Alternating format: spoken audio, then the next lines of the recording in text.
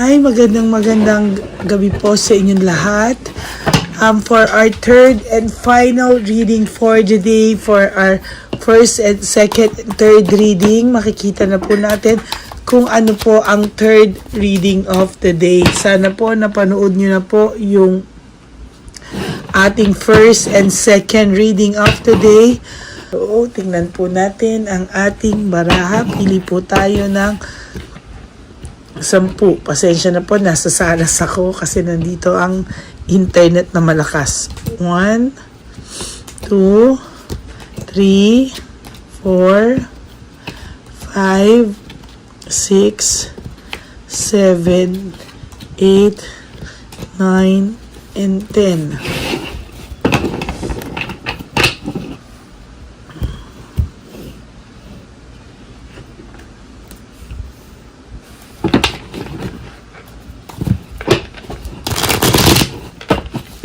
Tingnan po natin kung ano po ang makikita natin sa reading of the day, third reading of the day today.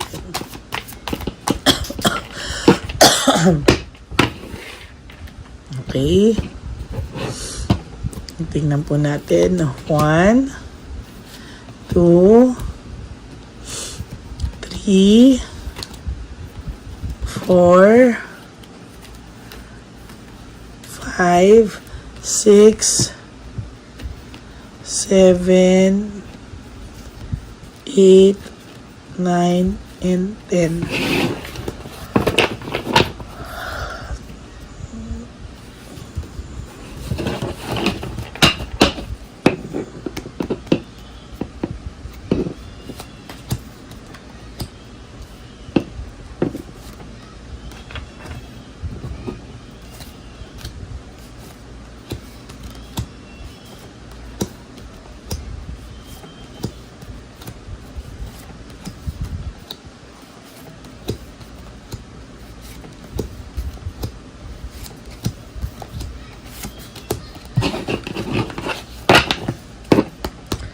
Ano po kaya ang makikita natin sa third and final reading of the day today?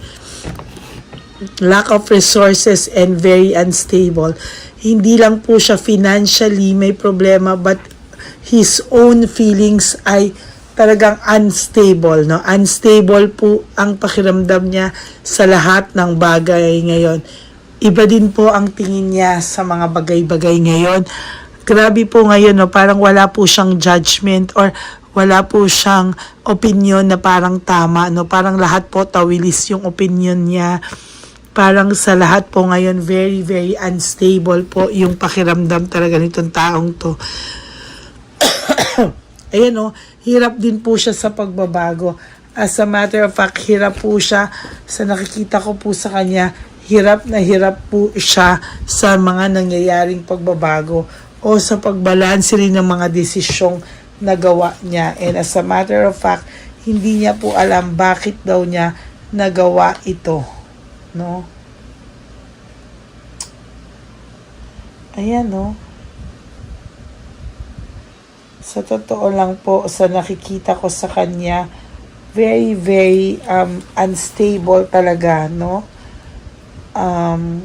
Hindi niya rin po alam kung siya din po mismo nahihirapan po, no? Hindi niya po maano kung ano raw po ang pakiramdam niya sa totoo lang. Kaya po medyo hirap na hirap po siya sa kanyang pakiramdam sa ngayon.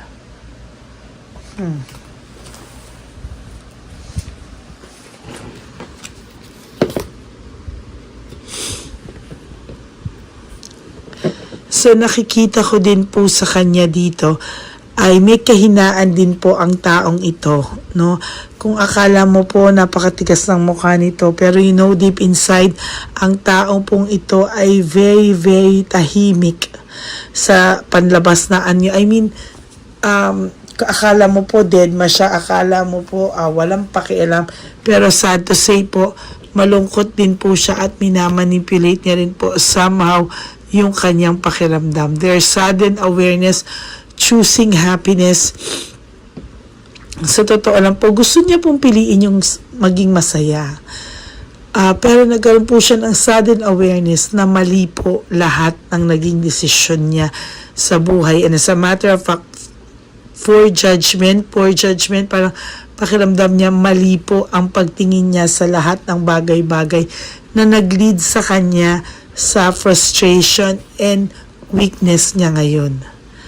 And there's hatred here, no? Galit po siya sa sarili niya. As a matter of fact, akala mo lang po ay masaya siya, paliwala lahat sa kanya.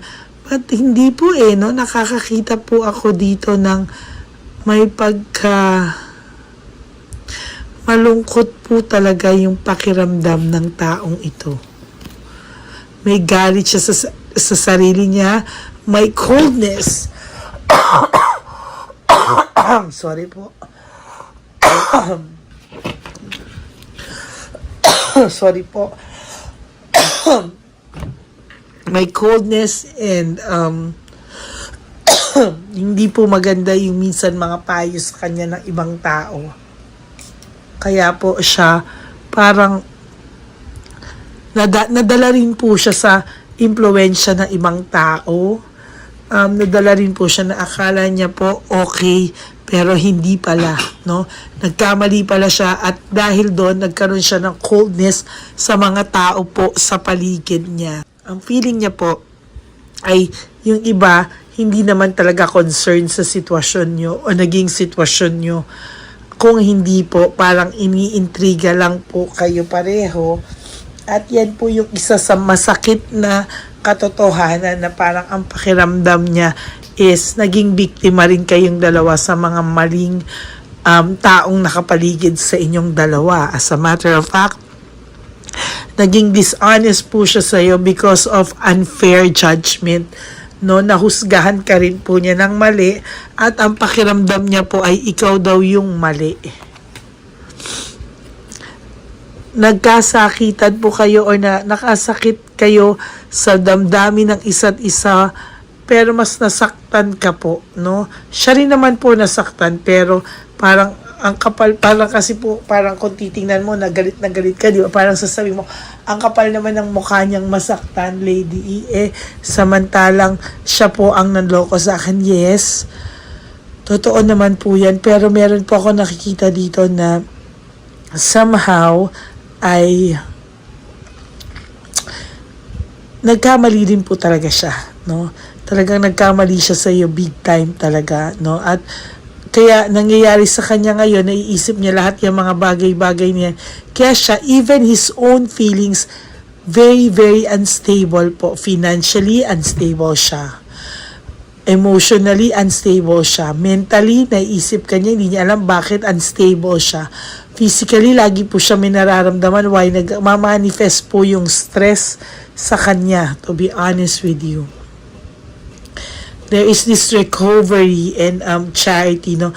Parang sa nakikita ko po dito is somehow ay mayroon po akong nakikita na nakaka-recover po ikaw unti-unti, may improvement po sa buhay mo, pero siya po patuloy po na ganito ang pakiramdam niya.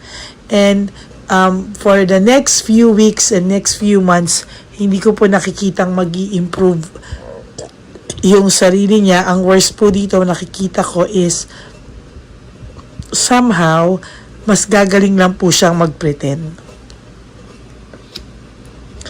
Disconnected po kayo sa isa't isa, wala kayong communication, but I can feel that he is talking to you sa isipan niya po, and somehow I can sense na nakukuha mo po yung energy. That's why most of the time masakit ang ulo mo or naiisip mo, bakit ganito yung pakiramdam ko? Parang nasasad din po ako sa barahan na to, no? Sayang kasi very, very stable ang relationship nyo, pero sinayang niya po just like that. Nagbago po siya, hindi naman po siya dating ganyan, maayos po siya, pero somehow po ay hindi po ako nakakakita dito ng masaya siya talaga. Very, very sad ang aura niya. Kung makikita mo po talaga to, para po itong para po itong tumanda, naging haggard, and somehow parang anong nangyari nung time na nasa akin siya. Hindi naman sa nagyayabang ka po, no? Talaga sa totoo lang tayo. Nung time na nasa iyo siya, napakaayos niya, binihisa mo to, ang forms nito, pero ngayon po mukha na tong tatay or whatsoever, or parang mukha na tong sobrang haggard. Even his feelings, ayun sinasabi ko sa'yo, very unstable po, oh. Lack of commitment, wala rin po siyang solid na commitment hanggang ngayon, wala po, no? Pinapaalam niya lang po talaga na wala pa rin naman siyang solid na commitment sa ngayon. There's mental disease. Nakakakita po ako dito somehow na para po siyang isip ng isip, para po siyang mababaliw kakaisip na bakit po nagkaganito, no? Lahat po sa kanya ngayon parang mali. Parang ang stable lang po sa kanya is yung pagpe-pretend niya, but the rest po, I tell you, lahat po is parang palpak sa buhay niya sa ngayon. Yan, no? There's hope and faith na one day maaayos daw po kayo or maaayos siya. But ang gusto ko lang pong sabihin is pag-isipan mo po muna or pahirapan mo po ito for those of you para hindi na po maulit ito. Why? Kasi pakiramdam niya po palagi ka lang nandyan, kaya hindi po siya napapanik, no? Parang hindi naman po ikaw nawawala sa isip niya, pero parang feeling niya po anytime na gustuhin niyang bumalik sa'yo is nandyan ka lang po. Kaya sana mabago po yung ganong thinking niya. Insecure pa rin po sa si Chabelita Palaka. Why? Because naiisip mo niya po at nararamdaman po niya na mahal ka pa rin po ng person niya. Person niya at person mo, iisa lang naman yun, no? And even their relationship po, very unstable. Hindi mo po alam kung hanggang kailan na lang sila, o kahit po si Chabelita Palaka, nararamdaman niya na very unstable ang feelings at ang relasyon nila. Oh my God, ayan, oh. There's fear of suffering, disaster. Ina-avoid lang po niya ang disaster, or naiiwasan niya pa rin po ngayon yung mga kamalasan na bumuhos sabay-sabay, pero sunod-sunod na rin po ang kamalasan nito. There's fruit of labor for you, there's blessing for you. Sa totoo lang po, napakaayos po ng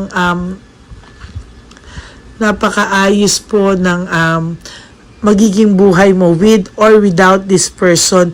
You will be okay, kapatid. Magiging mas maayos ka pa po sa susunod na panahon kasi ikaw po dinamdam mo po ng totoo yung nangyari sa inyo, and somehow I can sense na mahal ka po. Mahal mo na po ngayon ang sarili mo kahit papano, kaya tayo po ay nasa right path na. Okay? So maraming salamat po sa inyo. That's your third and final reading of the day. So maraming salamat po, and may God bless you all. Sana po ay huwag kayong magsawa na magantay sa aking mga videos, and for those of you po who would like to know if this energy is for you, you can message me for a private reading sa Lady Lee Elena. Nandyan po yan sa dulo ng ating video. Yan po ay ang aking official and only legit FB account. So mag-message na po kayo dyan. And for those of you na nag-resonate, please give me a like and comment down below po para po mabasa ko naman po kung ano po ang inyong mga pakiramdam. Okay? God bless you all. Huwag po kayong malulungkot. To all my Lady Elena solid friends, family, and subscribers, I love you all from the bottom of my heart. Yung lagi ko pong paalala sa inyo that life is so short, don't make it shorter by stressing yourself from all the pains and the heartaches na binigay sa inyo ng kahapon. Just surrender everything to the divine universe. Just let go and let God write your life and love story. I will be back for another set of reading. Huwag po kayong tatampo, pero I will try po, if not tomorrow. But I promise to give it to you for free. At libre po itong ating general reading, kaya i-enjoy nyo po to as much as possible. Okay, I love you all. God bless you. Bye!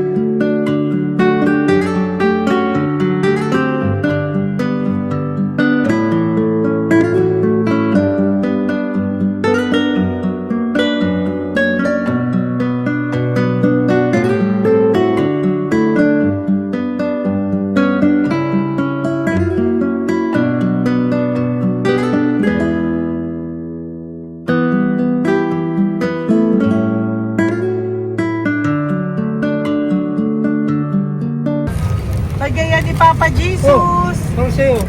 Ito pa no. Go ahead. Pera. Wala na, that's it? Ito po pera. Ito pa pera, oh. Bigay ni Papa Jesus. Kain mo yan, ha? Wala ka ng pera dyan, ha? Okay lang kami. Para sa iyo yan, para sa iyo. Yan ang isip niya. Pagkain mo yan, ha? Saan ka pa? Bye-bye. Yung pagkain mo kunit. Bakit? Lagay mo lang po dito.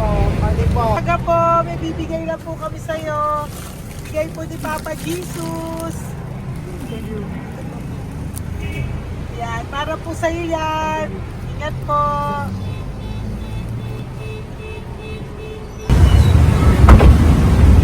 Gandang tanghali po. May bigay po si Papa Jesus sa inyo. Salamat po. Salamat po. Ito po.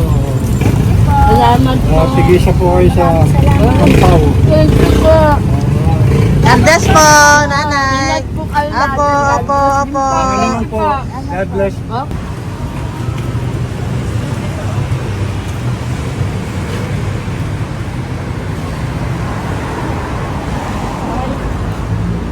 Bigay po ni Papa Jesus sa inyo. Maraming salamat po. Ito po. Si Papa Jesus. Salamat. God bless po. Kuya, pangkain mo po yan, ha? Tayo ka ba nandyan? Po, hindi po. Dito po na nagtimpahan po. Ah! Sa Music Ministry. Doon ka nakapwesto. Opo. Sige po, bye po. Dapat po, ingat.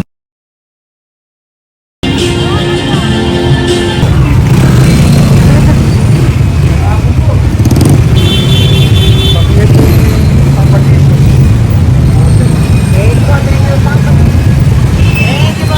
Thank you po, bye po. Meron pa eh. Bigay po ni Papa Jesus. Salamat po. Yun.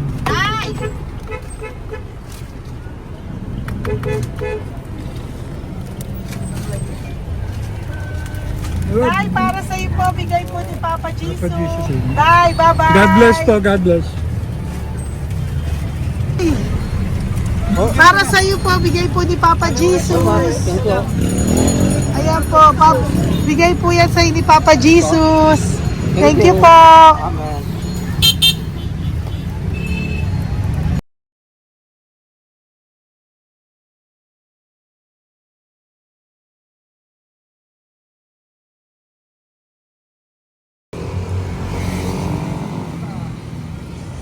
Bigay ni Papa Jesus.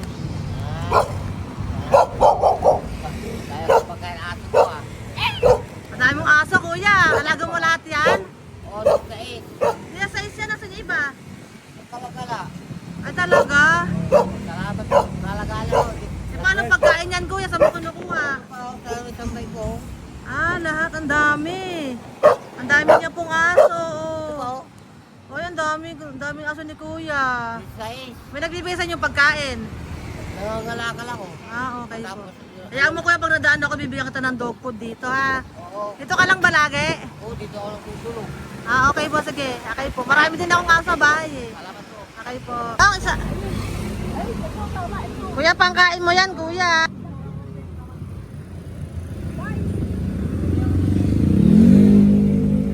Nangangalakal ka, kuya? Sige po, thank you po. Maraming salamat, ma'am. May pagkain ka, nanay. Sa hirap ng buhay ngayon. Ba't nandito ka, nay? Tagasan ka ba? Yung arthritis ang sakit ko eh. Tagasan ka ba, nay? Sa plado eh. Sa Pladway. Oo. Okay po.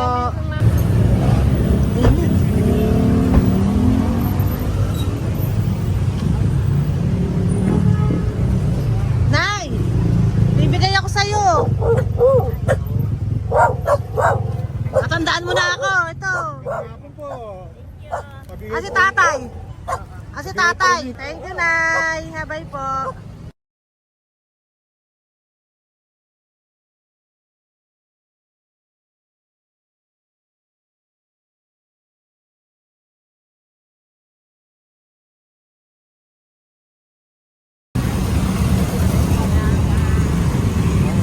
God bless, Tay. Thank you po. Pabigay po. Ay, bigay po ni Papa Jesus. Salamat po. Bigay po ni Papa Salamat po, Jesus. Ito ate. po po. Salamat po. Bigay po ni Papa Jesus. Ito pa po. Salamat po, tay. Salamat po, tita. Bye-bye po. Maraming po salamat. Kayo, ate. Opo, ingat po kayo. Taga saan po kayo? Taga Tayabas, Quezon po kami. Mga aita po kami sa Quezon, mga katutubo. Sige, ingat po. God bless.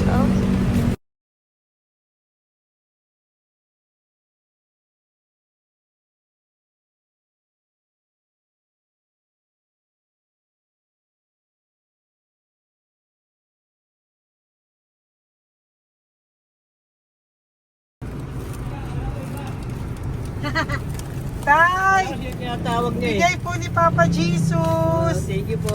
Ayan po. Sobrang Ang sipag mo naman, Tay. sipag nyo naman po. Kanina po kasi taglagas ngayon, taglagas. Pang merienda nyo po yan, Sige po, ha? salamat po sa inyo. Tapos yung road bags po, Kala ko uwi sino nyo po. binubusinahan niya eh. Sige Sige po, na bye-bye po. Thank you po. Salamat po. Bye-bye.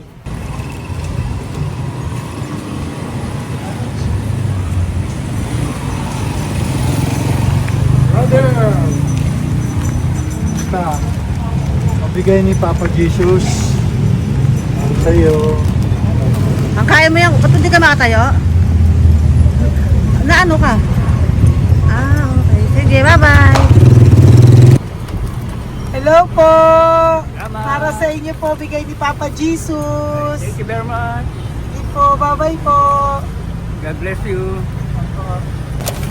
Tay! Magandang hapon po. Bigay po ni Papa Jesus. Ito pa po, Tay. Para sa inyo po. Bye-bye po.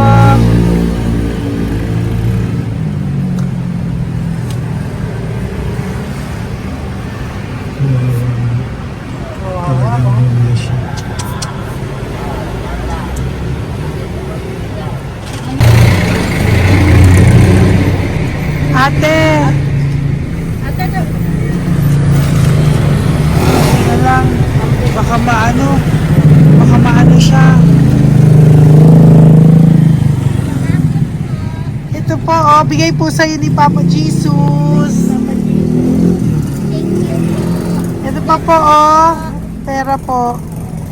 God bless po. Okay. Taga saan ka po? Sige, ingat ka po, ah.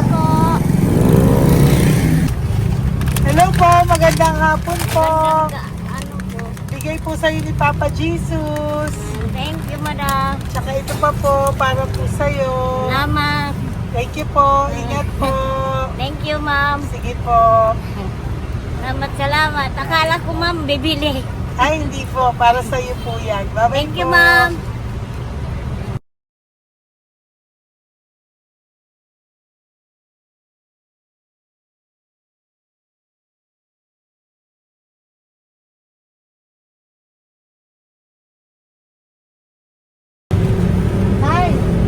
Hirap na hirap. Bibigay po ako ng goso. Hirap na hirap Dito siya. po tayo, dito pa kabila. Hindi mo siya lies pa yan. Kawawa naman. Tay, magandang araw po. Oh Lord. Bigay po ni Papa Jesus. Ay, ito po, ano, pantagdag po. Dagdag po.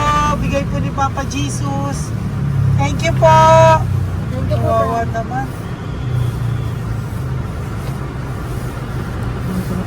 Diyos ko, hindi na siya makaano ko.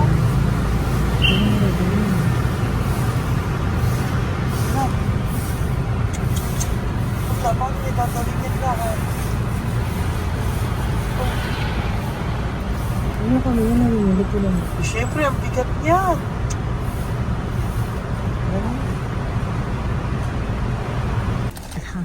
Kaya, bigay sa'yo ni Papa Jesus. Sige po, ma'am. Ayun yung palinis po, ma'am. Hindi na po, okay na Sige po. po. Ito po. Thank you ma'am. po. Thank you, sir.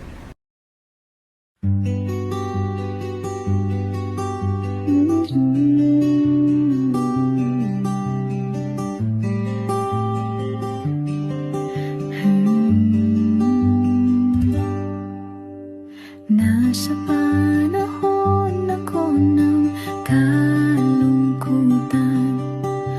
panahon na hindi ko alam ang gagawin.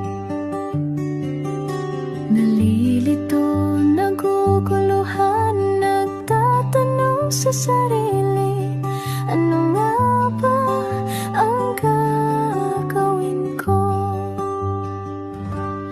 Nang biglang nag-browse ako sa YouTube at biglang lumabas ang channel mo, ang mensahe na noon ay nilabas mo.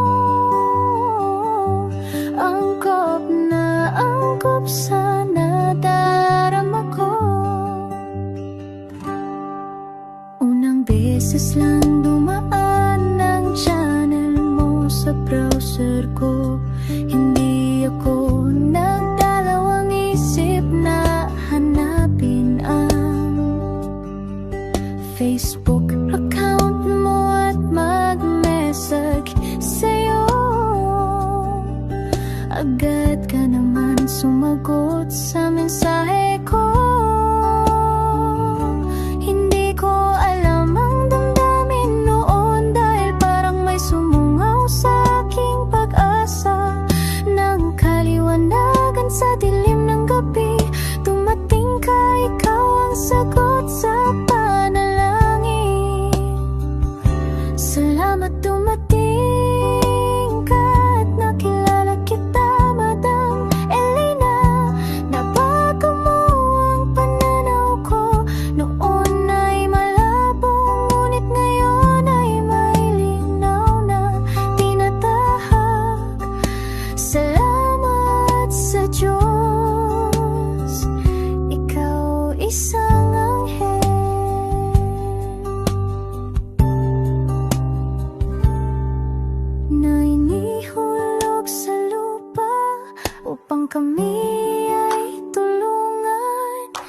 na magkaroon ng linaw sa buhay. Pinadaan sa'yo ang mensahe na naisipan